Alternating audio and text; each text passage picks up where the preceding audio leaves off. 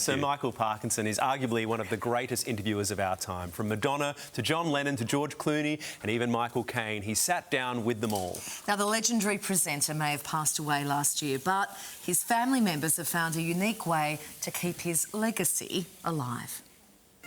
I love your show and I like your style, but your pay is so cheap, I won't be back for a while. And his son, Mike Parkinson, and producer Ben Field join us live from London. Good morning, gents. Lovely to see you.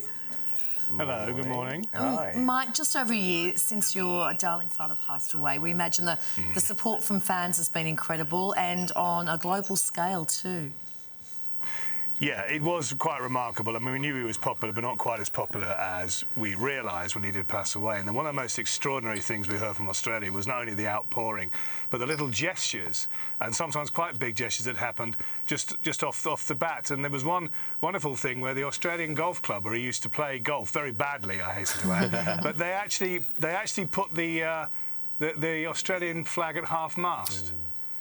And they sent a picture of us. And I have to say, it really did affect us, because to have a nation that far away respect my father in that way was very special to us. Oh, he was and is so loved here, and we all felt like we knew him, didn't we? Ben, you're the lead producer in a new podcast that features Sir Michael's voice. How does this work?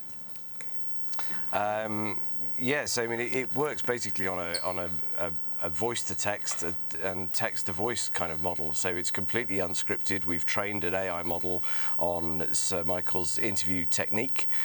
We've trained it on his voice and sort of the way that his sentence structure was when he was constructing interviews, and his interview style. And we allow a live guest to interact with the AI model in a completely unscripted manner. So at the start of any interview, we don't actually know what AI Michael's going to say. We just hope that, you know, it's entertaining.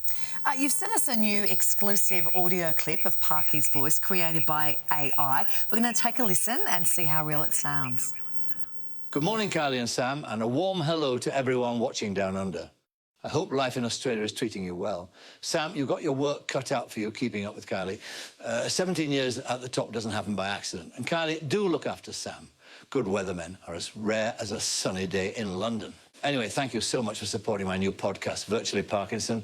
I truly hope you and all your viewers enjoy what we've got in store. That is so realistic, isn't it? Wow, That was very cool. What do you think your dad would make of this project, Mike?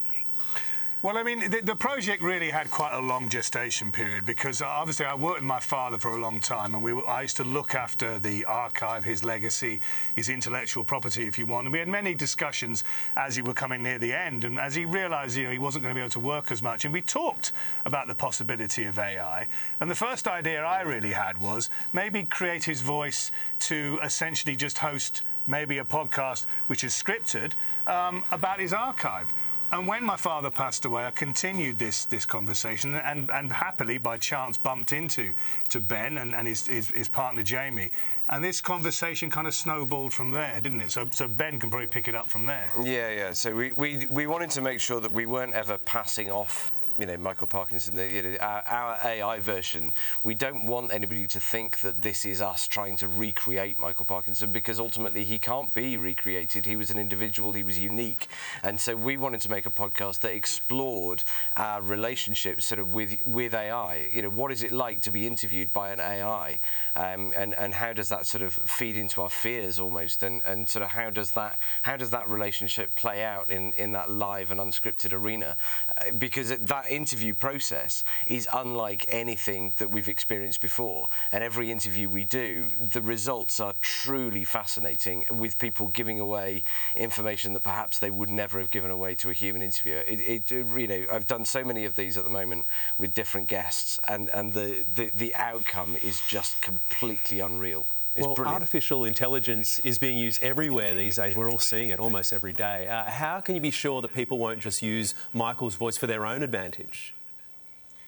Because there's absolutely no way that I would allow anyone to do that. I mean, the fact is that I went and got involved with Ben and Jamie because Ben, and particularly Ben, and he can fill you in on it, is at the forefront of trying to define the ethical use of AI within media.